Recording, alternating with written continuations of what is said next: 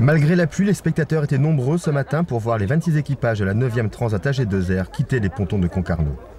Derniers adieux aux proches avant l'appareillage et pour certains, déjà l'envie d'être large. On est un mélange d'excitation et de nervosité là, et de fébrilité après autant de jours et autant de mois à préparer cette course-là. Donc maintenant qu'on y est, là, vraiment, qu'on sait qu'on va partir, on espère que tout soit prêt, que tout va tenir. Alors, on est aussi hyper content d'enfin prendre la mer, enfin passer de l'autre côté, quoi.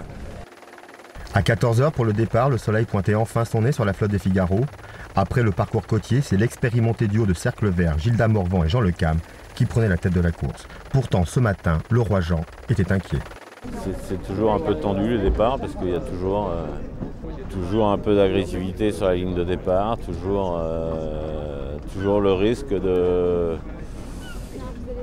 d'un incident sur le départ, donc c'est toujours pareil. C'est la mésaventure vécue dès le départ par Éric Drouglazé, contraint de rentrer au port pour réparer sa grand voile après une collision avec Financo. Je pense qu'on a 4 à 5 heures de retard, mais surtout ce qui pourrait être dramatique, c'est que après l'Espagne, que si on n'arrive pas à recoller, c'est les bateaux de tête qui vont sans doute réussir à s'échapper sous l'anticyclone des Açores. Et tous les routeurs nous disaient ce matin avant de partir qu'il fallait être en tête parce que ça va creuser par devant une fois de plus. Donc il ne fait pas bon être derrière.